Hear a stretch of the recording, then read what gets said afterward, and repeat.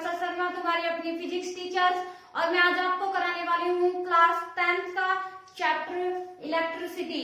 Okay, chapter 3 electricity. ठीक है, इससे पहले मैं आपको करा चुकी हूँ कि जो रजिस्टर होता है उसको पैरेलल में कैसे कनेक्शन उसका किया जाता है। ठीक है, अगर आपने वो वीडियो नहीं देखी है तो डिस्क्रिप्शन में इसका लिंक मिल जाएगा, वहां पे जाके आप इसको देख लीजिए। ठीक है, तो आज आपका न्यू टॉपिक है heating effect of electric current. Okay, कौन सा है? Heating effect of electric current.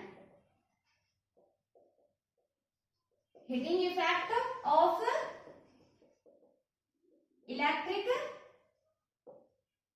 Current. ठीक है, जब इलेक्ट्रिक करंट पास होता है तो वो एक हीटिंग इफेक्ट शो करता है ना। मींस जो कंडक्टर होते हैं उसमें से करंट पास होता है ना, करंट फ्लो करता है तो वो गर्म हो जाता है ना। उसी को हम क्या बोलते हैं? Heating effect of electric current. ठीक है, अब मैं आपको ऑलरेडी बता चुकी हूँ कि कंडक्टर कुछ भी हो सकता है, एनीथिंग। ठीक है, जरूरी नहीं वो एक वायर ही हो, कुछ भी हो सकता है जिसमें से करंट फ्लो होता है और वो उस चीज को क्या कर देता है? बाहर से गर्म कर देता है। उसी को हम क्या बोलते हैं? Heating effect of electric current. Okay, ठीक है। आपको एग्जांपल दूं कि क्या होता है कि आपने बल्ब देखा होगा, है ना। बल्ब जो होता है ना, वो क्या होता है कि कुछ देर जलने के बाद आपने उसको ऐसे नॉर्मल हाथों से कभी नहीं उतारते हो, है ना। कपड़ा लेके उतारते हो, गर्म होता है बाहर से। क्यों होता है? क्योंकि वो इलेक्ट्रिक करंट उसमें से पास होता है तो वो हीट हो जाता है। क्यों होता है? क्योंकि उसमें एक टंगस्टन की एक वायर लगी होती है, बहुत ही पतली। ठीक है, और उसका जिसका मेल्टिंग पॉइंट है टंगस्टन की वायर, उसका बहुत ही ज्यादा होता है मेल्टिंग पॉइंट, लगभग डिग्री सेल्सियस से भी ज्यादा होता है। 2000 डिग्री सेल्सियस से भी इसका मेल्टिंग पॉइंट ज्यादा होता है। ठीक है, टंगस्टन की वायर का। तो क्या होता है कि जैसे ही उसमें इलेक्ट्रिक करंट पास होता है तो वो गर्म हो जाती है। ठीक है, और ज्यादा होता है तो और ज्यादा गर्म हो जाती है और वो बिल्कुल ही रेड हो जाती है। मींस वो हीटिंग इफेक्ट तो शो कर ही रही है, रेड होने के कारण वो बल्ब को जला भी रही है। वो रेड होती है इसीलिए हमारा बल्ब क्या करने लगता है? ग्लो करने लगता है। और उसका मेल्टिंग पॉइंट ज्यादा होता है इसलिए वो टूटती नहीं है। ठीक है, ओके।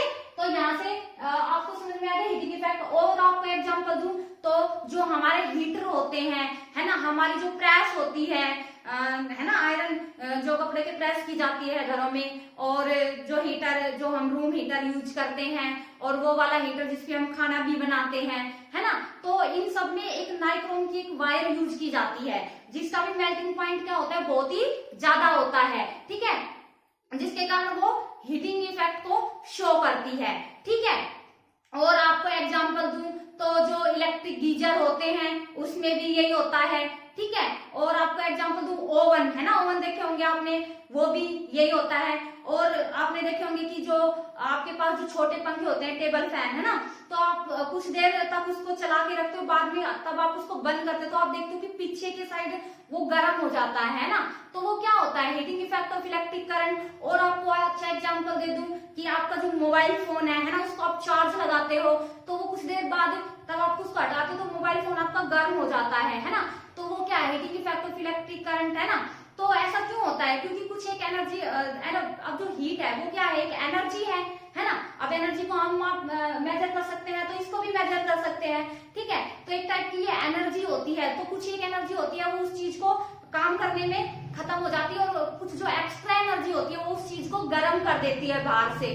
ठीक है, तो ये होता है heating effect of electric current. Okay, अब आपके जो नेक्स्ट बात है वो आती है कि cause of heating effect of electric current. क्या?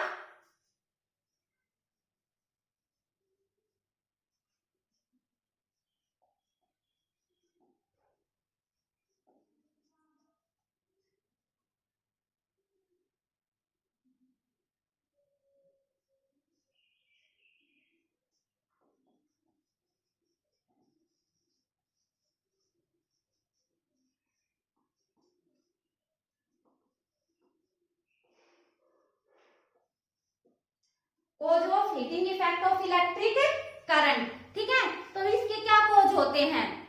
देखिए, ऑलरेडी मैं आपको बता चुकी हूँ डीपली में कि इलेक्ट्रिक करंट क्या होता है ना। इलेक्ट्रिक करंट क्या होता है? बेसिकली इलेक्ट्रिक करंट जब हमारे इलेक्ट्रॉन मूव करते हैं तो क्या होता है, हमारा चार्ज बनता है। चार्ज बनता है तो वहां पे क्या होता है, करंट फ्लो होता है ना। अब आपको मैं ये भी बता चुकी हूँ कि किसी वायर में, सपोज दैट ये एक वायर है या फिर लगा लो ये एक कंडक्टर है। क्या है, ये एक कंडक्टर है ना। ओके, तो क्या होता है इसमें आपको पता है कि जो करंट होता है वो पॉजिटिव से नेगेटिव की साइड फ्लो करते हैं, और जो इलेक्ट्रॉन होते हैं वो नेगेटिव से पॉजिटिव मींस अपोजिट डायरेक्शन में, ऐसे, है ना।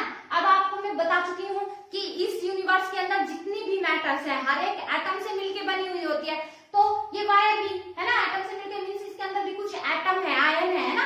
तो यहाँ पे एटम है ना, तो जब ये इलेक्ट्रॉन यहाँ पे क्या करते हैं, फ्लो करते हैं, तो इन एटम से टकरा जाते हैं। टकराने के कारण क्या होता है, हीट प्रोड्यूस होती है, वहां पे हीट प्रोड्यूस होती है ना। और उसी को हम क्या बोलते हैं, इसी के कारण ये वायर जो होती है वो बाहर से क्या हो जाती है, गर्म हो जाती है। मींस हम बोल सकते हैं कि हीट प्रोड्यूस होती है, उसी को हम रेजिस्टेंस भी बोलते हैं, है ना। वो कॉज ऑफ रेजिस्टेंस भी होता है, तो वही होता है जिससे हमारी वायर क्या हो जाती है, गर्म हो जाती है। ऐसे भी बोल सकते हैं कि जब करंट रेजिस्टेंस के अंदर है ना, वायर के अंदर जो रेजिस्टेंस होता है वहां से जब करंट फ्लो करता है ना, तो हमारी वायर क्या हो जाती है, गर्म हो जाती है उस रेजिस्टेंस के कारण। अब वो रेजिस्टेंस क्यों होता है, क्योंकि इलेक्ट्रॉन एटम से क्या करते हैं, टकराते हैं, जिससे हीट प्रोड्यूस होती है। उसी को हम क्या बोलते हैं, heating effect of electric current. यही कारण होता है कि हमारी जो वायर होती है या जो कोई भी चीज, जो कंडक्टर होता है वो बाहर से गर्म हो जाता है। ठीक है,